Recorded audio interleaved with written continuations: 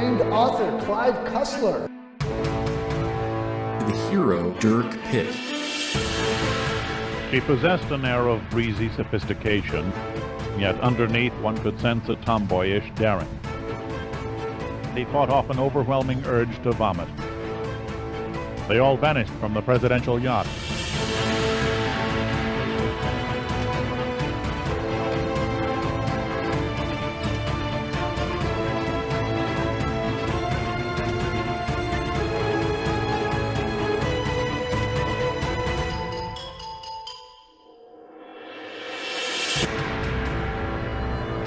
Deep 6. Episode 2. Is that a capybara? The actually interesting thing was Saturday was our 22nd wedding anniversary. Congratulations, that's wonderful. 22 years. You were babies when you got married. That has to, completely throw the average curve. Yes, we were. 4 reasons we don't need to go into at this moment. Oh, no, those don't matter. But congratulations, happy wedding anniversary, 22 years. That's awesome. Yeah. Other than the heat, how are you guys doing? We're okay so far. Nothing big is happening. The wildlife has gotten aggressive. Birds are just hitting people now. Oh. For any particular reason, or? They just seem to be lazy. I just had a robin fly into me when I got out of my car about an hour ago. So I'm extrapolating that to mean everyone's getting hit by birds. Obviously. It's the second time this week. And the week is only 2 days long. I'm guessing it's so hot the birds are drunk. Speaking of wildlife, I sent you a picture I took last night. What? Is that a donkey? Is that a capybara? That is a moose and 2 very baby mooses crossing the river. You took this live. This isn't something you're sharing. Yeah, I took that live. Wow. On the cut banks. My dog went for a walk down to the river and completely lost her shit. I bet. Wow, they're adorable. They are. Their ears are just sticking straight up in the air. They're so cute. They're as tall as I am. Oh, they don't look it. They look like little rabbits. No. Scale is important, and that's a video. That picture shows little bobtail. And if you don't know what you're looking at, and I'm terrible with animals, from behind, that moose looks like a donkey. Oh, yeah. I mean, the nickname is swamp donkeys. You're kidding. No, that's a moose are up here. Swamp donkeys. Oh, I didn't know that. Yeah. And the babies are so cute. The little They ears. are so cute. And they could take me in a fight. The best kind of babies, like polar bear babies, right? They're born 400 pounds. I'm not going to look that up. I'm just going to roll with that story because polar bears are horrific. It sounds true, and that's good enough for me. It makes a better story. And I'm not going to come across a polar bear. It's the one bear I can identify, and it's not around here. So much the better. Speaking of a better story, Cussler Hustlers. Yay! You're doing the intro. It's your turn. I think you've done 6 intros in a row, and I just haven't bothered to fight back. Welcome to Cussler Hustlers, the only Clive Cussler podcast where one host is freezing and one host is boiling. Not true. Sometimes one host is freezing and the other host is poaching. Good point. His body temperature has risen to over 400 degrees. He's literally stewing in his own juices. in untold amounts of rain. But yes, welcome to Cussler Hustlers. I'm your co-host Nancy. That's co-host Topper over there. Hello. Way in Canada. He just shared a picture of a moose with moose babies, and they were awesome. They are. And you missed it, listeners. You missed it. Look up moose babies. They're adorable. Cuter than you would have expected. Now, on our last episode, we got through all of part 1, and I was hoping that this book would have 4 parts, like the last couple have. I know Night Probe had 4 parts. I think Titanic had 4. Yes, it leaps up. Part 2 does not seem to end. So we might not get through part 2 this episode, but we're certainly going to try, because I've read 30 chapters of part 2, and we're not all the way through it yet. Well, I've got notes up to chapter 20, and then... Oh, geez. Okay, yeah, we're definitely not getting that far, unless you just want me to rant for half an hour. Well, we left off, and the president and his 3 next in command were kidnapped without a trace, vanished on the Potomac River, leaving behind the presidential yacht as a ghost ship. And everybody's flummoxed, deeply flummoxed. And we now enter part 2, The Eagle, chapter 13, Washington, D.C. and we meet Ben Greenwald, the director of the Secret Service, and don't get attached to him. God, no. He is only here for a bit of exposition. We learn some spy words. We learn that greetings is the beginning of a top secret situation. Bet means doublespeak is coming up. Jasper College means abduction, which is the most out there part of this. Not just abduction, the presidential abduction. Jasper College, okay. And amen means you can talk normal. Yeah, they have a long conversation in code, and they do that, and they have to explain this, since the Kissinger State Department allowed the Russians to build their embassy on the top of a hill overlooking Washington where they could spy on everybody. I gotta love throwing shade to Kissinger. You know what, Clive Cussler, I love you for that. At least you weren't on Kissinger's side. You are correct in some ways. So my working title for this is Henry Kissinger, comma, a big sack of donkey balls. So they just have to assume all the calls are being intercepted. But still, halfway through this conversation, they drop the code and just speak normally, which I think is for the audience who hasn't caught up to what Jasper College means. Well, maybe I haven't caught up to what Jasper College means. It means old guys. Just we'll do it till it gets comfortable, and then we'll talk normally. Also, the bagman is gone. That wasn't mentioned in the previous chapters as far as I know. But the guy with the nuclear football is also missing. Oh, yes. They don't call it the nuclear football, though. They call it by the correct term. I mentioned to a boss once something about the nuclear football, and he thought I was making like a NFL joke about... I was like, you're a grown man. You don't know what this is? It's a whole thing. I thought men in government, because he was my boss at a government job, I thought like they were just born knowing everything about World War II and nuclear codes. Everyone in my life seemed to know all about that. On 9/11 in the U.S., when the stuff was hitting the fan, there were a lot of government phone calls you can download and listen to now that were top secret, covert, and they dropped the doublespeak and the protocols right away. Like there are two guys talking about like trying to get the nuclear codes, and these are like adjacent to the president people. and they're like, well, no, we just have to permit the president to use one key. Just no, he could use one key, and they're just like overriding everything. And it's like, oh, they could just do that, huh? Oh, wow. It didn't get that far. Once shit hits the fan, everyone just starts panicking and forgets all their training? It seemed to... Not always. It wasn't like panicking. It just seemed like, oh no, but this is special. We can really go above and beyond. But it was, all of that huff and puffery was buried with the bigger story of 9/11. But that would have been on any other time. Big news. In a sane timeline, that would have been a big story. They have this conversation. They agree that the next people in line and the Joint Chiefs all have to have a meeting. So Ben Greenwald hops in his car and immediately dies. He hits a street sweeper. The poor street sweeper. He's got trauma from killing poor Greenwald. And that makes Lucas head of the Secret Service, who he was just on the phone with. Lucas was briefing Greenwald, and now he has his job. He woke the poor bastard up. That's one way to get a promotion. Yep. Everybody high up in the government is having a meeting at the vice president's mansion. I didn't know the vice president got a mansion. The Blair House. I've been there. Oh. I was there for a dinner party in high school. Some like awards show. Nothing fancy. It was like a high school award show that was taking place at the Blair House.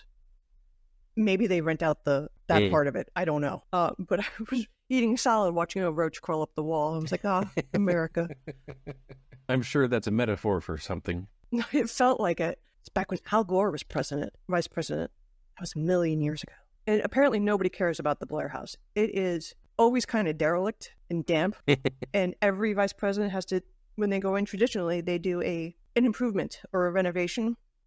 Like Pence replaced all the draperies, which turned out to be like $250,000 in draperies.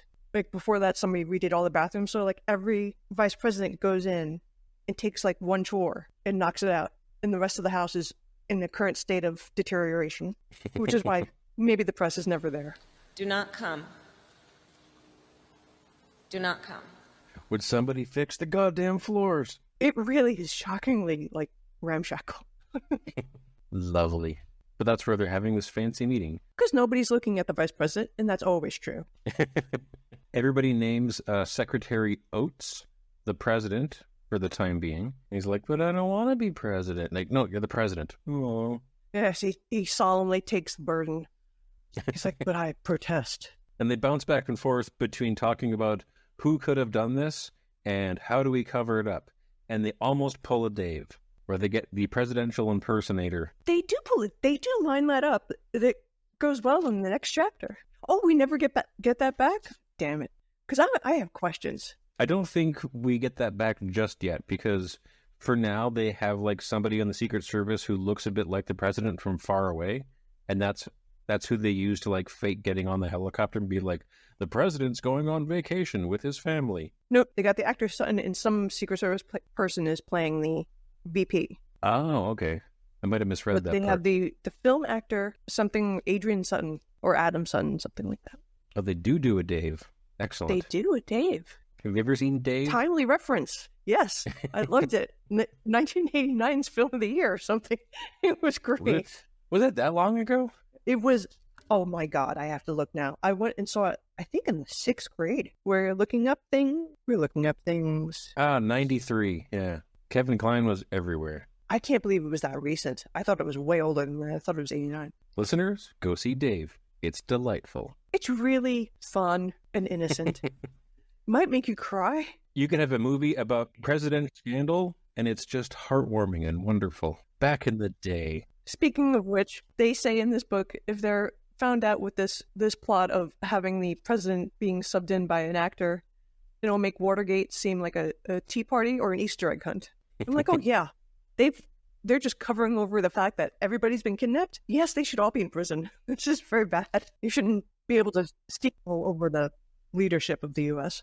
It's not so much, I don't think personally, an issue of corruption on the same level as Watergate. This is just, okay, we have a national crisis and we have to deal with a whole bunch of things, and this part over here is going to be the cover-up. Like, that almost seems borderline sensible. If the reporters do uncover it, they're fucked. Yes. You could see how walking into that does seem sensible in the way to keep everybody's emotions in control. You don't want the stock market to crash. This would be a catastrophe, but you have to let it be a catastrophe. You can't just have the leadership be secret. I guess you can. Yeah. I'm not going to stop them. Secretary of State, this Oates guy, is in charge of the nuclear codes now. And everyone around him who used to be against him, thinking he was snobbish or stuck up or a know-it-all, now they're on his side. They rally around him, and with a lot of unearned respect and dignity because of tradition. He's now the president. So long-standing tradition where he takes a solemn responsibility. Yeah. So we'll have to pretend through daily rigors and standard operating procedure that he's actually the president. Sorry, hold on. What's the matter? It's okay. It's fine. I can edit. Sorry, I'm sorry about that. Oh, it's fine. And then we get to chapter 14, and we're back to Pitt. Pitt's back. Yippee! And he's in North Carolina, going to the Alhambra Iron and Boiler Co. Yeah. Sexy receptionist? Does it count as a secretary? I'm not sure. She's a sweet young thing. I was going to say, yes, it's a sweet young thing, looked up and smiled at Pitt, and then he immediately imagines what she must have looked like as a teenager. That's not a better direction, Pitt. That's where no. And so I did have to write down, it's sexy underage secretary time.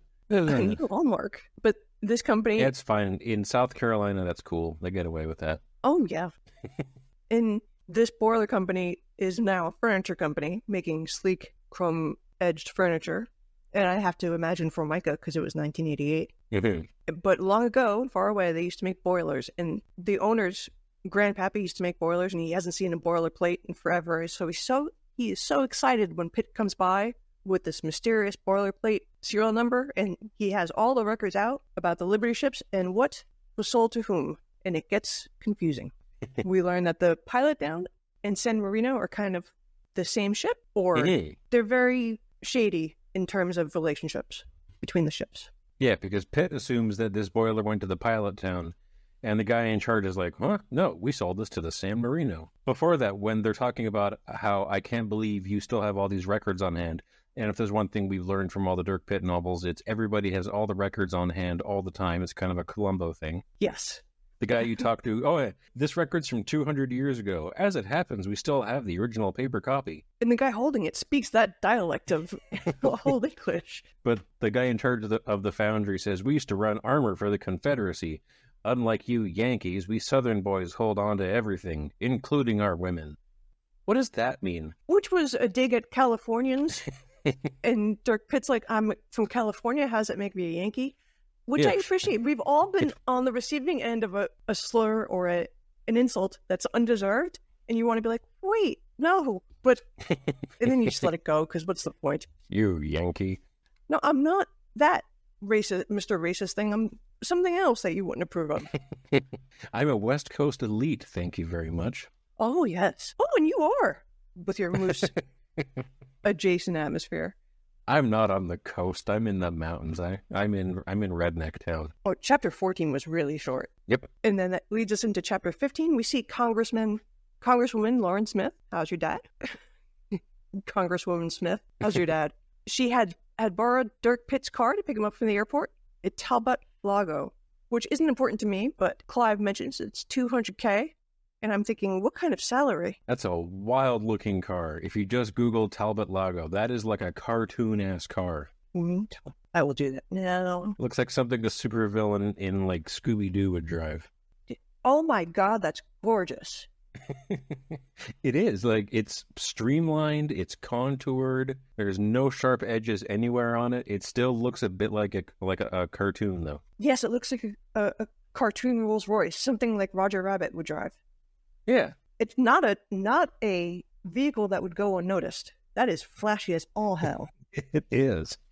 I've seen a lot of weird cars in person. I've never seen one of those. This is guaranteed, like, a cop is pulling you over just to see the inside. You won't get a ticket, but you're going to get pulled over just for looky-loos. Mr. Pitt, big fan. Yes, exactly. And Lauren is taking him to see Sir Julian Perlmutter, which Street Man Zach mentioned yesterday. He did. In our crossover podcast. And I believe this is my favorite Pitt side character, because after a few more books, Pitt has his whole super team of weird one-note allies. So we get Hiram Yeager, the hippie with the ponytail and the jean jacket, who's also the super hacker. And we get St. Julien, who is like old drunk Santa Claus, who knows everything about everything. And the voice the audiobook guy does for St. Julien is just like, it's just his regular voice, but he's just yelling into the microphone. Interesting choice. I thought he would go more... Brian Blessed. That's who it is. He's doing Brian Blessed. Like, he's just yelling and laughing. And we learned in 1962, the ships were in the same port. It was a Korean port, so this has shenanigans and Korean ties. But it was also called the Belchasse, owned by a Korean shipping company. And somewhere in there, Sir Julian Perlmutter serves them a breakfast of ham and pickles, which was delightful. Just a note in the middle, like... charcuterie. Precisely. And then we go on chapter 16. I was going to say, you missed the very important thing at the end of chapter 15, where Pitt is starting to realize there's like this weird insurance scammy thing happening with the Belchasse and the Pilot Town and the San Marino, if they all are indeed the same boat. So he plans to issue a press release that they found the San Marino and the Pilot Town, and Numa's going to investigate both wrecks. Yes. And he's doing this to try and draw out whatever evil forces are behind this insurance fraud. He's really taking curiosity kills the cat seriously. He wants the bad cats to come out and be like, what? You can't have both ships. There's only one ship. What are you doing? One more thing. Yes. So we go to chapter 16. Oates is basking in the glow of being a new president with... a solemn rigor, and we meet Sam Emmett, head of the FBI. Oh, we meet them again, and then Martin Brogan, head of the CIA, and they're going through possible suspects who did this impossible thing of kidnapping everybody in charge. It wasn't the Russians. It wasn't Gaddafi. Was it a corporate plot because the president likes to play Robin Hood and tax the rich and give to the poor? It is. And then we get, I told the president to shut up about things like that, from Oates. No sense being a do-gooder out loud. And we get Alan Mercier is back from the last couple of books. Secretary of Defense? I can't remember his exact position. Oh, I don't remember either. Alan Mercier, Secretary of something. And he says, we'd have found any international message traffic if it was the Russians or the Chinese behind this. We have 10th generation computers. Ooh, 10th generation. Why wouldn't you ever find anything before? This book has a hard-on for computers. This book loves computers. But it was 1988. It was a time of futurism. Mm-hmm. everything was like, oh, the future's going to have this, the future's going to have that. So there was a lot of hype about what possible computers can do. They're like, maybe they'll be small someday and you could take them to work in your pocket. When did Superman 3 come out? 1983. So Superman 3 came out at the same time as he was writing this book, because this book came out in 1984. So this was the age, like late 70s, early 80s. We've just like not just invented computers, but now they're small enough and they're like in people's homes and they're doing things regular people can see. And I think there was the thought that computers could just do anything at all. Absolutely anything. And if it couldn't, you asked the computer how to do it, and the computer would make you a new computer that would do it for you. It was back during War Games, was in and out of the cinema. A lot of, what was that one with Doc Holliday? Back to the Future? No, not the cowboy Doc Holliday. Played by famous actor Val Kilmer. Oh, that movie. Oh, okay. Oh, Real Genius. College. Yes, Real Genius. Weird Science. We rented Real Genius so many times as a kid. I could not believe it, watching it later on, realizing, wow, my parents rented this on purpose for me to watch. Don't eat that. Don't you know that eating that stuff can give you very large breasts? I got Nerds, or Revenge of the Nerds. We rented that constantly as well. That was like, fine, the kids love it, just keep putting it on. Flew over my head as a time. Completely. I was writing down yesterday that I saw Beverly Hills Cop, the first one. I watched it probably 100 times when I was a kid, because my aunt and uncle were the first people I knew who had a VCR, and they had 3 movies. They had Tron, they had Beverly Hills Cop, and I don't remember what the third one was. Whatever it was like an adult movie with like talking and stuff. Oh. I didn't care. So Beverly Hills Cop, Tron, Beverly Hills Cop, Tron, over and over and over and over again. Now I'm like, wow, I saw a lot of people get realistically shot to death. No trauma. But you're fine. I just rewatched The Untouchables, and seeing Sean Connery's character as the cop, seeing that as an adult, where he's talking about how crooked the police are, him giving that dialogue is so different at this age, at this place and time, than when I saw it as a youngster, just with innocent eyes, like, oh, cops are good people, and those in charge want to do their best. The heroes. Yes. It was uniquely funny to see Sean Connery just implying. He's not saying anything, he's just implying. It's like, these jackholes over here. I haven't seen The Untouchables in so long. All I can picture in my mind is like the costumes, like the cool coats and hats we don't have anymore. Yes, so much fabric. You have to layer up, you know. Oh, it's July, you have the overcoat, 2 guns. Air conditioning. No air conditioning, just the hot guns pressed against your body. They bake in the sun. Everyone smelled fantastic. That's how Americans reproduce. Yes! You've sussed it out.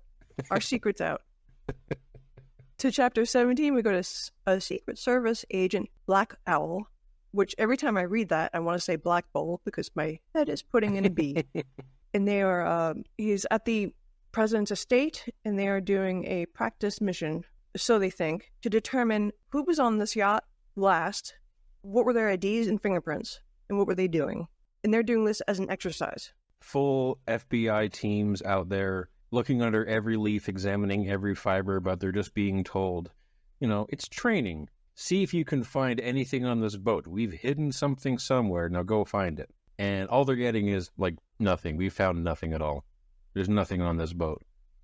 But they spend a lot of time talking about they found the fog machines.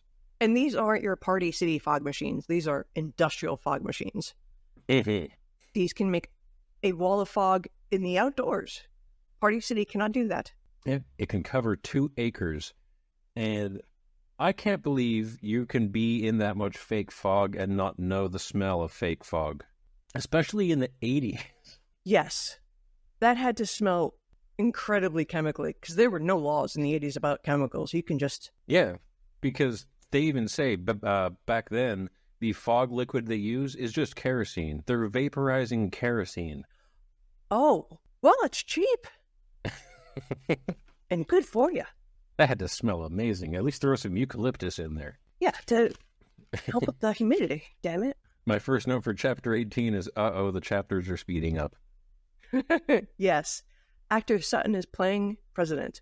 And he's walking from the Rose Garden to the helicopter. And I want to know how many people are in his staff at the Oval Office that have seen... So how do you contain this? How do you contain an actor pretending to be the president and keep the number of people who know that to a minimum? Because there are so many people. Advisors, aides, general staff, cleaning crew. Though I imagine they come at night. But just regular people going about their daily work. It's a hive. The White House is a hive of office people. They do establish at the very beginning of this chapter that Washington takes the weekends off. So it's basically a ghost town except for the tourists. Therefore, everything else that happens in this chapter makes total sense. Don't think about it. Oh, okay. Yeah.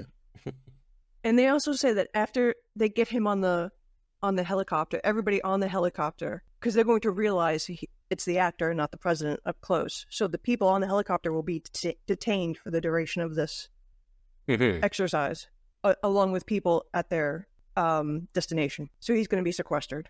Yeah.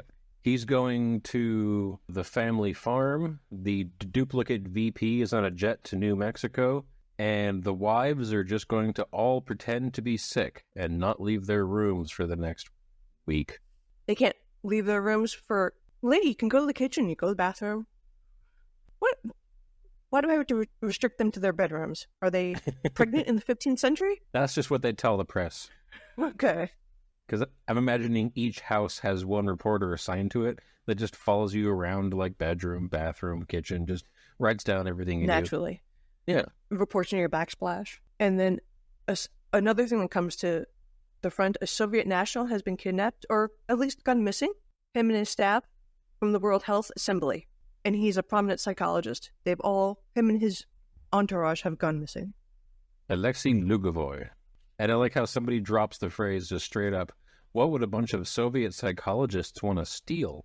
Because there's all these Russian messages they've intercepted wondering where Lugovoy went as well. Yes, and we learn later. Gee, I wonder what Russia might want to steal that might recently have been stolen from America. Oats? What could it be? And then chapter 19, we meet crime boss. We meet or re-meet Min Koryo. We re-meet her because we met her very briefly with Lugovoy. Oh, yes.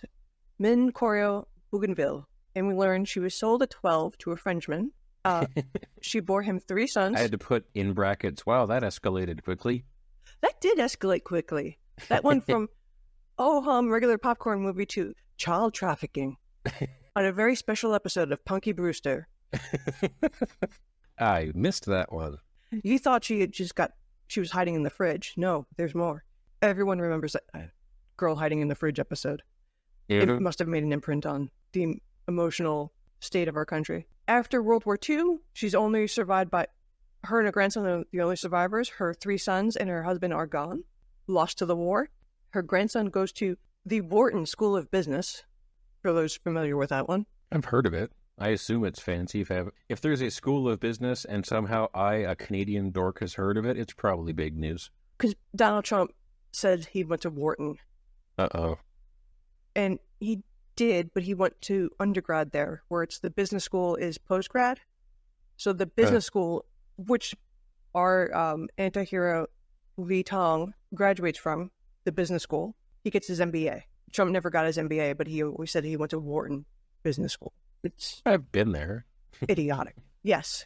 We had a mayor here that said he went to Columbia, and he sold hot dogs outside of Columbia. You mentioned that one, yeah. I told my daughter she definitely has to drop that she went to Oxford and took a picture and got a coffee, and it was a lovely time. The important parts, you went to Oxford. Just say that a lot. Works for me, because only assholes do secondary questions. Yeah. So even though Li Tong went to Wharton Business School, he's described as being equally at home at a 21 Club luncheon or a dock front throat cutting. Yes, and he... Meet our new badass. Insinuates, Min's like, what about the people that did the thing? They're not even getting very down to the details. She's just like, the people that did the thing. He's like, they're all taken care of. And they both know that means they're gone. They're not going to pay the henchmen. They had Colombian neckties or Sicilian smiles or Scottish bow ties, whatever you want to call the offing of the henchmen. You're not at the point where we found the henchmen corpses and used computers to figure out what killed them.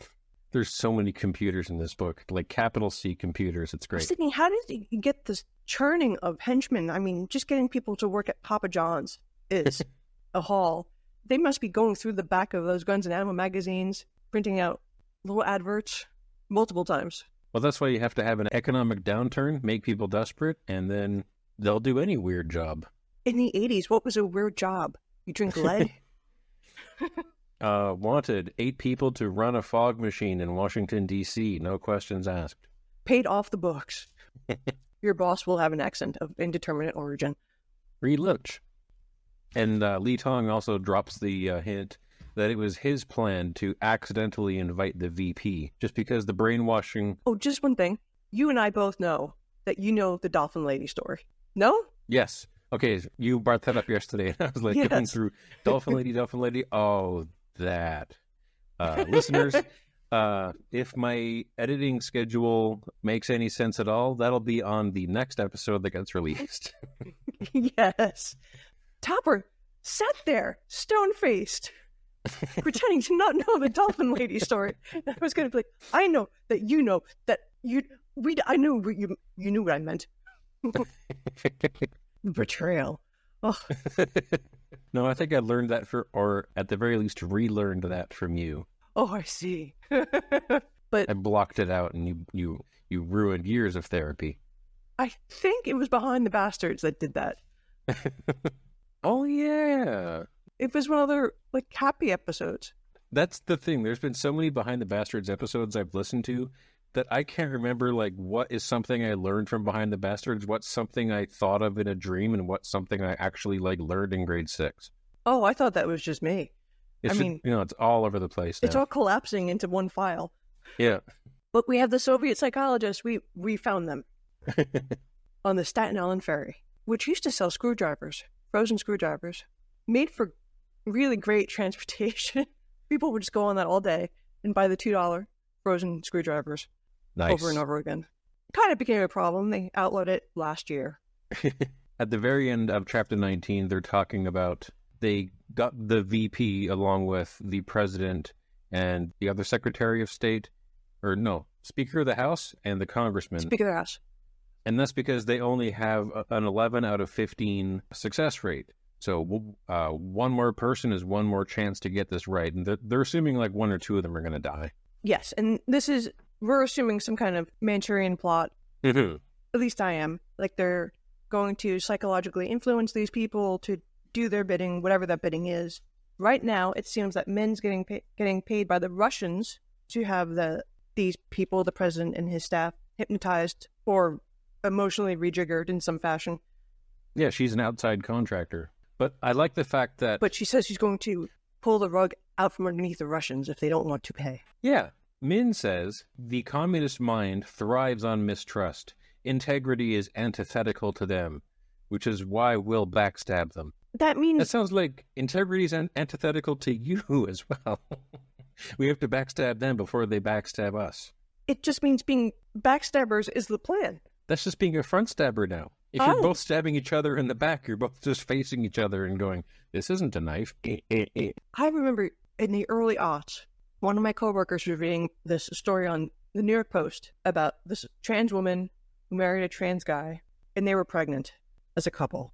And people were losing their shit. They're like, oh, this is an abomination. And it's the end of humanity. One of my coworkers was like, a man married a woman, no matter which way you configure it. Mm-hmm. What's the big deal? They look funny. Yeah, that's not your well, the thing is, I guess it is your problem. You've made it your problem. It was a problem for nobody else except for you. Yes. So it's just like you think you're at the weirdest point. You're out there on a limb saying, oh my God, the heaven's going to fall because this, that. And somebody points out, oh no, it's just normal. Yeah.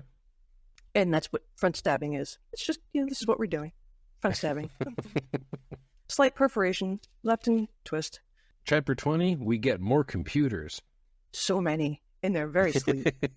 And we get elevators with no buttons. The Russian psychologist and his team, and one KGB guy who gets dragged with this net, all get blindfolded and have headsets placed on them. So I'm thinking hoods and headsets. That seems more comfortable than just blindfolds. And you don't have to worry about them slipping. From a hostage taker point of view, that would be easier. And when they get to their destination, from Staten Island to somewhere off the coast of Korea, I'm guessing, the whole time, nobody has to raise their hand. How do you communicate if you're lost? Did you have to pee? Should I? As you'll find out in about 20 more chapters, they're not that far. That makes more sense. Yeah.